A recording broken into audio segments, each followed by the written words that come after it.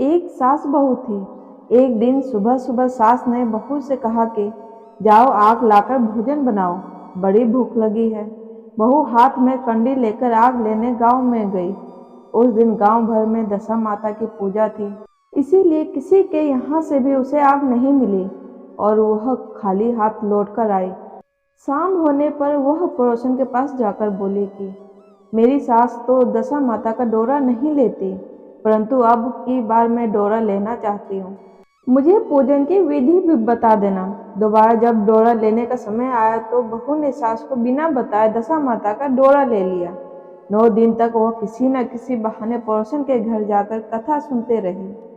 10वें दिन उसे चिंता सताने लगी कि अब मैं पूजा कैसे करूँगी। वह मन ही मन में दशा माता का ध्यान धरकर सोचने लगी कि आज सास कहीं बाहर चली जाए तो मैं शांति पूर्वक पूजा कर सकूं। दशा माता की कृपा से सास बहू से बोली, मैं आज खेतों में जा रही हूँ, यदि मुझे आने में देर हो जाए तो तुम मेरे लिए खेत पर खाना ले आना। बहू के मन की मुराद पूरी हो गई, वह तो यही चाहती ही थी। उसने सास से कहा कि आप निश्चिंत होकर जाइए, घर का सारा काम मैं निपटा लूंगी। सास के जाते ही बहू ने स्नान कर दशा माता की पूजा की।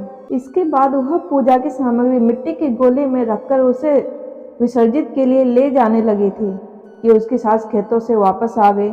सास को देखकर बहू ने जल्दी से उस गोले को मटकी में छिपा दिया। उसने सोचा कि उचित समय पर गोले को दही से निकालकर विसर्जित कर आऊंगी।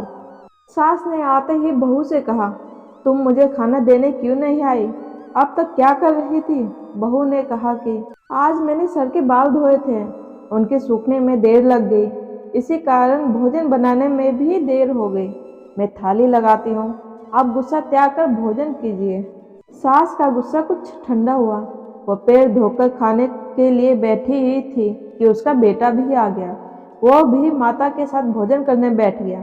सास भोजन करके उठना ही चाहती थी कि उसका बेटा बोला, मुझे तो दही चाहिए। सास ने बहू से दही देने के लिए कहा।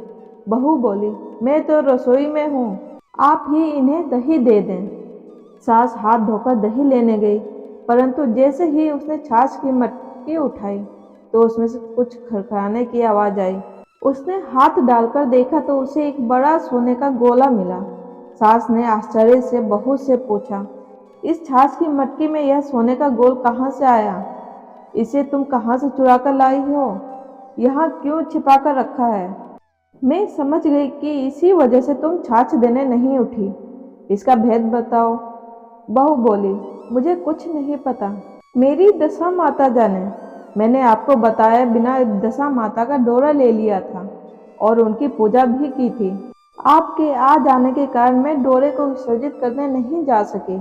आपके डर से मैंने इस छाछ की मटकी में छिपा दिया था। दशा माता ने इसे सोने का बना दिया। मैं इसमें क्या कर सकती हूँ?